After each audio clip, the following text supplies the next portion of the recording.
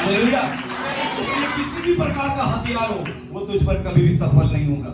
तो हमेशा प्रभु यीशु मसीह के नाम से चल रहा है, प्रभु यीशु मसीह पर विश्वास कर रहा है, उसके लिए तूने समर्पित कर दिया अपने आप को, उसके लिए तूने जीवन जीना शुरू कर दिया है। मैं आपसे कहना चाहता हूं, जब तू अपने एक कदम को बढ़ाया है, खुदा तेरे पास 10 कदम चल के आया है और उसने अपनी सुरक्षा तेरे ऊपर जाहिर की है यीशु के नाम से। हालेलुया। वो तुझे संभाले हुए है, वो कभी भी तुझे अकेला नहीं छोड़ता। हालेलुया। दानियल की पुस्तक में जब हम जाते हैं, लिखा हुआ है 6 की 14 में, पढ़ेंगे जल्दी। दानियल उसका 6 का 14। ये वचन सुनकर राजा बहुत उदास हुआ। ये वचन सुनकर राजा बहुत उदास हुआ। कौन उदास हुआ? राजा। हाँ, आगे। और दानियल को बचाने के उपाय सोचने लगा। दानियल को बचाने के उपाय सोचने लगा। दानियल के दिनों में एक फरमान निकाला राजा। कुछ लोग राजा के पास गए और वो दानियल के विरोधी थे। किसके विरोधी थे? दानियल के विरोधी थे। दानियल का बुरा चाहते थे, दानियल के विरुद्ध षड्यंत्र कर रहे थे। इसलिए उन्होंने बड़ी चालाकी से षड्यंत्र किया और राजा के पास गए और राजा को जाकर बोला, हे राजा, हम चाहते हैं कि तेरी एक बहुत बड़ी मूर्त खड़ी की जाए और जब हर दिन शाम को 1 महीने 30 दिन तक केवल हम बांसुरी, नरसिंगे और बीना बजाएंगे और बहुत सारे आवाज होंगे, सारे वाद्य बजाए जाएंगे और जब उस वाद्य का आवाज होगा, जब वो इंस्ट्रूमेंट बजेंगे तो हर कोई आकर इस मूर्त को प्रणाम करेगा और कोई भी कि तुझे छोड़ किसी भी के सामने नहीं झुकेगा और किसी की प्रार्थना नहीं करेगा। ये फरमान निकाला गया और जब ये फरमान निकाला तो ये दानियल के लिए था, क्योंकि दानियल हर रोज 3 टाइम अपने कोठरी में जाता था, अपनी खिड़की खोलता था और उधर हाथ कर रोज प्रतिदिन सुबह दोपहर शाम वो प्रार्थना करता था। और ये प्रार्थना करने से ये लोग चिढ़ते थे, इस कारण ये दानियल के विरुद्ध में षड्यंत्र किया। जब ये षड्यंत्र दानियल के विरुद्ध में किया, उसके बाद राजा को नहीं पता था। राजा ने बोला, ये तो बड़ी अच्छी बात है, 30 दिन के लिए मेरे मूर्त को और मुझे महिमा मिलेगी, तो क्यों ना ऐसा किया जाए। उसने एक फरमान निकाला और उस फरमान पर एक कानून पास किया और उस पर राज्य की मोहर लगा दी। और जब वो मोहर लगाई और जब वो फरमान हुआ तो दानियल ने उस फरमान को नहीं माना। वो नित्य दिन के समान गया, कोठरी में जाकर प्रार्थना करने लगा, अपने हाथ उठाकर देखने लगा। तब लोगों ने जाकर राजा को बोला, ए राजा, तेरा फरमान एक बंदे ने तोड़ दिया है। हे राजा, तूने जो फरमान निकाला वो उस बंदे ने तोड़ दिया है। उसको अभी तूने जो शिक्षा दी है कि उसको शेरों के मांद में डाला जाएगा, शेरों की गुफा में उसको डाला जाएगा, तो वो फरमान उसके लिए जाहिर कर। उसको पता ही नहीं था किसके लिए। उसने बोला, हाँ, कौन ऐसा बंदा, कर दो उसके लिए। जब उसको पता लगा कि ये दानियल के लिए, वचन कहता है राजा दानियल से प्रेम करता था। हालेलुया। राजा जो था दानियल को पसंद करता था और उसको पता ही नहीं सारा दानियल के लिए हो रहा है और दानियल को अभी शेरों की गुफा में डालने वाले हैं। फिर उस वचन में लिखा हुआ है कि उस समय राजा पूरे उस समय आने तक, जब तक दानियल को गुफा में ना डाला जाए, उस समय आने तक राजा दानियल को बचाने की कोशिश कर रहा है। सब लोग मेरे साथ हैं? समझ रहे आपको? एक राजा जिसने खुद फरमान निकाला, जिसने खुद मोहर लगाई और एक कानून पास किया, अब उस कानून को जो उसने बनाया है, उस कानून को राजा भी तोड़ नहीं सकता, उस कानून को राजा भी बदल नहीं सकता। और ये राजा को पता था कि अब इस कानून के अनुसार मैं इसको बदल नहीं सकता। दानियल को किस तरह बचाऊं, इसलिए उपाय करने लगा, बहुत सारे उपाय करने लगा, बहुत सारी तरकीब उसने निकाली कैसे मैं दानियल को बचाऊं, लेकिन उसकी कोई भी तरकीब काम नहीं आ पाई। आमीन। मैं आज आपको बताना चाहता हूं, हो सकता है आपका कोई मंत्री संतरी आपके पहचान का हो सकता है कि आपके जीवन में बहुत सारे ऐसे ऊंचे ऊंचे पद वाले आपके जीवन में हो सकते हैं, जो आपसे प्रेम करते हैं, जो आपको पसंद भी करते होंगे, लेकिन समय आने पर वो भी निष्फल ठहरेंगे, क्योंकि आजकल जो कानून और नियम निकल रहे, उस कानून और उस नियम के आगे आज का भी कानून कोई बदल नहीं सकता। उस समय का कानून राजा खुद बदल नहीं पाया, तो आज के कानून भी कोई बदल नहीं सकता। आज कई सारे कलीसिया पर सतावा रहा है, कई सारे लोगों को सताया जा रहा है, कई सारे लोगों को ऊंच नीच बोला जा रहा है, कई लोगों को गलत गलत चीजों के अंदर डाला जा रहा है, गलत गलत चीजें बोली जा रही है। लेकिन मैं आपको बताना चाहता हूँ, अगर आप मनुष्य पर विश्वास रखते हो और मनुष्य से मदद चाहते हो, मनुष्य पर भरोसा रख कर चलते हो, तो वचन कहता है श्रापित है वो जो मनुष्य पर भरोसा रखता है। कोई समय आने पर कोई भी आपकी मदद नहीं कर पाएगा। जब तक स्वर्ग से ना दिया जाए कोई भी मनुष्य कुछ भी नहीं पा सकता। हालेलुया। दानियल को शेरों की गुफा में डाल दिया गया। अब वो दानियल शेर की गुफा में पड़ा हुआ है और उसका जो उसके ऊपर जो आक्रमण करने के लिए आ रहा है, उसको खाने के लिए आ रहा है। शेर दहाड़ रहा है, जोर जोर से दहाड़ कर उसके ऊपर जाने की कोशिश कर रहा है और दानियल वहां पर बैठा है। अब ये एक बहुत बड़ा हथियार दानियल की हानि के लिए आ चुका है, लेकिन उसकी रक्षा करने वाला जीवित परमेश्वर था। जो वचन में लिखा हुआ है, जितने भी हथियार तेरे हानि के लिए बनाए गए वो तुझ पर सफल ना होंगे। यहोवा ने अपने दूतों को भेजा और दूतों ने शेरों का मुंह बंद कर दिया और रात भर दानियल शेरों के गुफा में रहा, लेकिन शेर उसके बाल तक को छू नहीं पाया यीशु के नाम से। मैं आपको उत्साहित करना चाहता हूं, सुरक्षा करने वाला परमेश्वर है, सुरक्षा देने वाला परमेश्वर है, संभालने वाला परमेश्वर है, चंगाई देने वाला परमेश्वर है। चाहे किसी भी प्रकार की हानि के लिए वो कोई भी हथियार आपके ऊपर आए, वो हथियार आपका कुछ भी बिगाड़ नहीं सकता, क्योंकि ये वादा खुदा का है कि जो भी हथियार तेरे हानि के लिए बनाया गया है वो तुझ पर सफल ना होगा यीशु के नाम से। Hallelujah, hallelujah. उसी को बोला, आज तेरे उद्धार का दिन है, आज तेरे छुटकारे का दिन है, आज तो अनुग्रह को पाएगा। हालेलुया। आज तेरे छुटकारे का दिन है, क्योंकि जितने भी हथियार शैतान की ओर से हो, मनुष्य की ओर से हो, तेरी ओर उठ रहे हैं, वो परमेश्वर आज असफल करेगा यीशु के नाम से। हालेलुया। पिलातुस के बारे में कितने लोग जानते हैं, जिसके पास यीशु मसीह को लाया गया था। जब यीशु मसीह को पकड़ा गया सलीब पर मारने के लिए, सलीब पर चढ़ाने के लिए, तब उसको पिलातुस के पास लाया गया। और पिलातुस भी एक राजा था, सारा अधिकार उसके हाथ में था।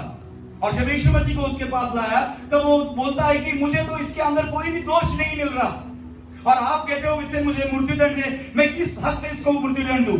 इसके अंदर तो कोई दोष नहीं है, ना इसके अंदर कोई मुझे अपराध दिखाई दे रहा है, तो मैं इसको मृत्युदंड नहीं दे सकता। और जिस हेरोदेस के पास आप इसको लेकर गए थे, उस हेरोदेस ने भी इसमें कुछ गुनाह नहीं पाया और इसीलिए उसने मेरे पास भेज दिया, और मैं भी इसके अंदर कोई भी गुनाह नहीं पा रहा हूं, तो मैं इसको कैसे दोष लगाऊं, कैसे इसको मृत्युदंड दूं? अब पिलातुस को पता था कि ये बंदा निर्दोष है। अब मेरी बात ध्यान से सुनो, ये बात वक्री है कि प्रभु यीशु मसीह खुद अपनी इच्छा से सलीब पर जा रहे थे, क्योंकि उनका दर्शन, उनका लक्ष्य वही था कि मनुष्य का उद्धार हो, सलीब पर मैं मारा जाऊं, मैं गाड़ा जाऊं और तीसरे दिन मुर्दों में से जी उठूं। वो क्या है, यीशु मसीह कहते हैं कि मैं अपना प्राण मेरी इच्छा से देने का मुझे हक है और इच्छा से लेने का भी हक है। हालेलुया। वो बात अलग है, लेकिन एक राजा यीशु मसीह को बचाने की कोशिश कर रहा है। क्या कर रहा है? यीशु मसीह को बचाने की कोशिश कर रहा है। और वो क्या कहता है, आखिर में थक हार गया, वो देख रहा है कि लोग चिल्ला रहे यीशु मसीह को सलीब पर चढ़ाओ, यीशु मसीह को सलीब पर चढ़ाओ। तब वो बोलता है, अभी आपका एक पर्व आ रहा है, अभी एक त्योहार आ रहा है आपका, क्या मैं उस पर्व के खातिर एक बंदे को रिलीज करता हूं? क्या मैं तुम्हारे लिए यीशु मसीह को छोड़ दूं? लोग बोलते नहीं, बरअब्बा को छोड़ो। एक पिलातुस, एक राजा होने के बाद भी उसने यीशु मसीह को बचाने की इतनी कोशिश की, फिर भी वो असफल रहा, वो नहीं बचा पाया उसको। लेकिन मैं आज आपको उत्साहित करना चाहता हूं, अपने जो हमारा राजाओं का राजा, the lord of lord, king of king, वो परमेश्वर को हम आदर दे रहे हैं। आज अपने हाथों को उठाओ और सुनो। पिलातुस जो एक राजा था, लेकिन यीशु मसीह को बचाने की कोशिश कर रहा है, लेकिन उसको बचा नहीं पाया। मैं आपको बताना चाहता हूं, जब हमारा राजा सलीब पर चढ़ा, जब हमारे राजा के हाथों पैरों में कीले ठोके गए, वो राजाओं का राजा, वो प्रभुओं का प्रभु, वो राजा जब सलीब पर चढ़ा गया, उसने अपने लहू को वहां पर बहाया, और जब उसने उस दर्दनाक मौत को सहा, तो आपके विरोध में जितने भी हथियार थे, उन हथियारों को उसने शर्मिंदा कर दिया यीशु के नाम से। दुनिया का राजा आपको बचा नहीं सकता, दुनिया का राजा आपको छुड़ा नहीं सकता, लेकिन हमारा राजा जो सलीब पर मारा गया, जिसने लहू को बहाया, वो आपको बचाएगा, वो आपको छुड़ाएगा और वो आपको ऊंचा करेगा यीशु के नाम से। ऊंची आवाज में अपने राजा की तारीफ करें। हालेलुया। जितने भी हथियार मेरे विरोध में खड़े होंगे, उन हथियार आज शर्मिंदा होंगे यीशु के नाम से। तुझे बिगाड़ने के लिए आए हो, वो तुझे तकलीफ देने के लिए आए हो, वो तुझे घर को बर्बाद करने के लिए आए हो, वो तेरे पति को बर्बाद करने के लिए आए हो, वो तेरे बच्चों को बर्बाद करने के लिए आए हो। चाहे ऐसी कोई भी ताकत है जो आपके घर के विरोध में खड़ी हुई है, वचन कहता है कोई भी व्याधि तेरे डेरे तक नहीं आएगा, कोई भी संकट तेरे दर तक नहीं आएगा। मैं भविष्यवाणी करता हूं आपके लिए, अपने हाथों को उठाकर रिसीव करे। ये प्रोफेसी उन लोगों के लिए जो रिसीव करते, जो दिल से कबूल करते कि मेरा राजा ने मेरे विरोध के सारे हथियार को मेरे विरोध में असफल कर चुका है यीशु के नाम से। एक राजा और उसकी कहानी हम सुनेंगे, एक राजा की। वो राजा जो है उसका नाम है शाऊल। और वो राजा एक बार अपने सिपाहियों के साथ, अपने लोगों के साथ चर्चा कर रहा है और कह रहा है कि हम दाऊद को मार डालते हैं। शाऊल ने दाऊद को मारने का प्लान किया, और जब उसको मारने का प्लान किया, जब उसको मारने की एक योजना उसने तैयार कर दी, तब उसको पता लगा कि दाऊद जो है वो शमूएल के पास, शमूएल नबी के पास उसके शहर में जाकर छुपा हुआ है। हालेलुया। जब उसको पता लगा तब उसने क्या किया, अपने जो कुछ दूतों को, अपने कुछ सैनिकों को, अपने फौज के कुछ लोगों को भेजा और जाओ उसको पकड़ कर लाओ। उसने दूसरी बार अपने लोगों को भेजा, वो भी उसको पकड़ नहीं पाए। तीसरी बार शाऊल ने अपने दूतों को भेजा। जो लोग वहां पर जा रहे थे, अगर आप बाइबल में पढ़ोगे तो जो लोग दाऊद को पकड़ने के लिए जा रहे, जो दूत, वो खुद वहां पर शमूएल और जितने नबी है सब नबूवत कर रहे, भविष्यवाणियां कर रहे, वहां पर प्रार्थना हो रही है, लोगों का जमावड़ा वहां पर हुआ है। और उस जगह पर वो लोग जब पकड़ने जा रहे हैं दाऊद को, वहां पर वो जाकर भी नबूवत कर रहे हैं, वो जाकर भी भविष्यवाणियां कर रहे हैं। कौन? शत्रु पकड़ने गए, दाऊद को मारने के लिए गए। और जब वहां पर जब वो जाते तो वहां पर क्या देखते कि भविष्यवाणियां कर रहे हैं, और खुद भी प्रार्थना करने लगे, खुद भी भविष्यवाणियां करने लगे।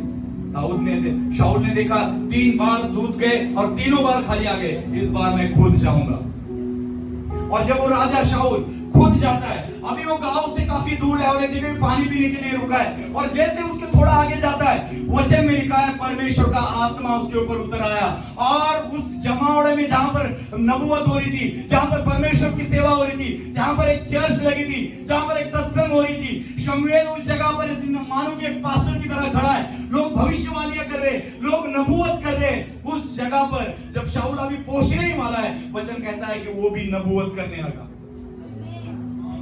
हालेलुया। वो भी नबूवत करने लगा, वो भी भविष्यवाणी करने लगा, वो भी प्रार्थना करने लगा।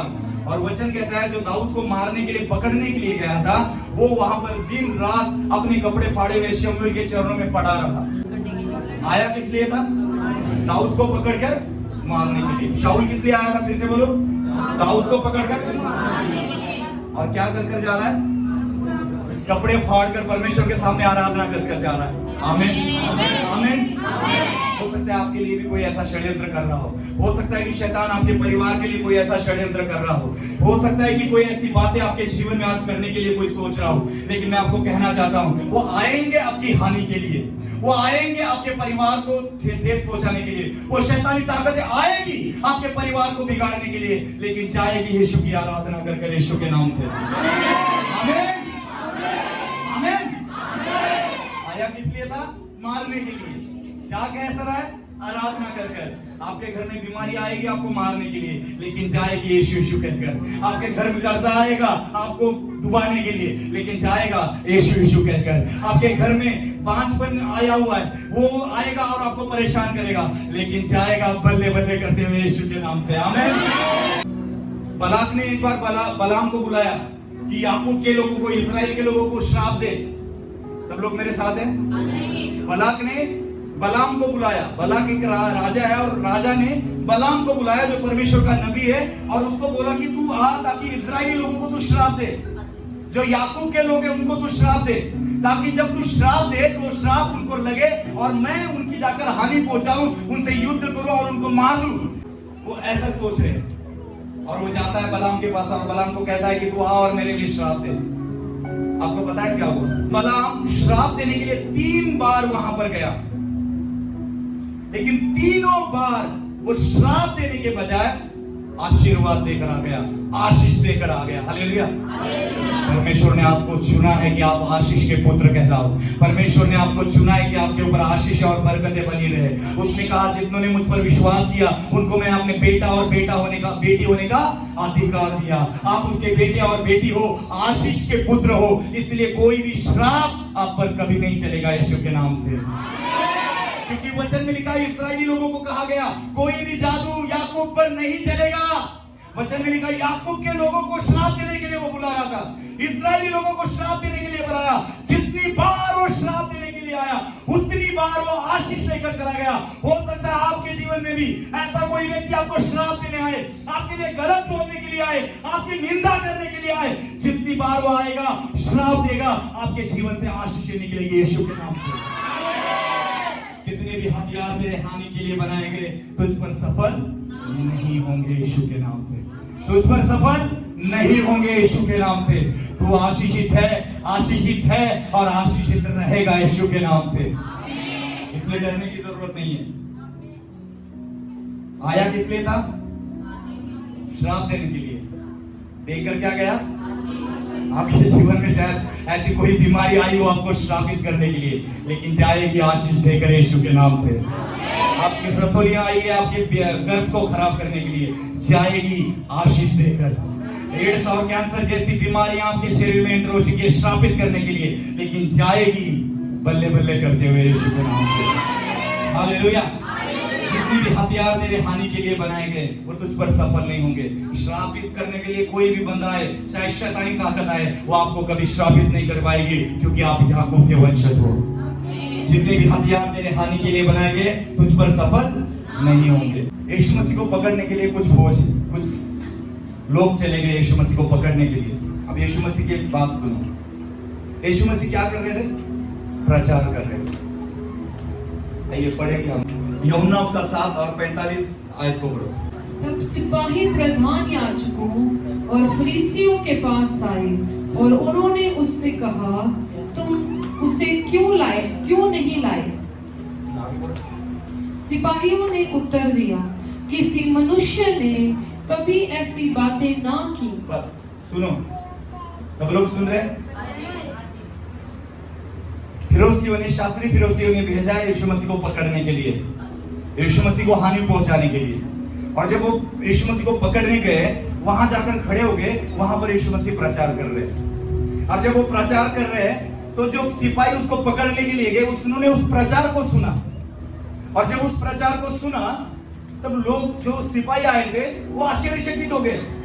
वो भूल गए वो किस लिए आए थे। उनको सिखा रहे थे, जो बातें वो सिखा रहे थे उन बातों को, वो स्वर्ग से आई हुई बातें, प्रभावशाली बातें जब सिपाहियों ने सुनी वो भूल गए कि वो यीशु मसीह को पकड़ने को लिए आए हैं। और वो बातें सुनकर उनका हृदय बदल चुका और वापस चले गए। और जब वो वहां जाते हैं तो शास्त्री फरीसी उनको पूछ रहे कि तुम उसको क्यों नहीं लेके आए, तुम उसको पकड़ने गए थे, वापस कैसे आए? तब वो गवाही देते हैं जो बातें वो कह रहा है ऐसी बातें करते हुए हमने आज तक किसको नहीं सुना। Hallelujah, hallelujah. आए किस लिए थे? पकड़ने। गए कैसे? गए पकड़ने के लिए, गए विश्वास करके, गए भरोसा रखकर, गए वचनों को सुनकर। हालेलुया। शायद हो सकता है कि कुछ ऐसे विरोधी व्यक्ति, विरोधी इंसान भी आपके जीवन में कार्य करता हो, लेकिन जब आप वचन के द्वारा खड़े हो जाओगे, जब वचन बोलना शुरू करोगे अपने मुख से, हो सकता है वो आपके हानि पहुंचाने के लिए, आपके विरोध करने के लिए, आपके घर में बिगाड़ने के लिए आया हो, लेकिन जब आप वचन बोलना शुरू करोगे ना बेटे, वो वचन सुनकर उनका हृदय बदल जाएगा और वो तुझे आशीष देकर जाएंगे और यीशु की आराधना कर जाएंगे और कहेंगे यीशु जिंदा परमेश्वर है। Hallelujah, hallelujah. जितने हथियार तेरे हानि के लिए बनाए गए उस पर सफल न होंगे।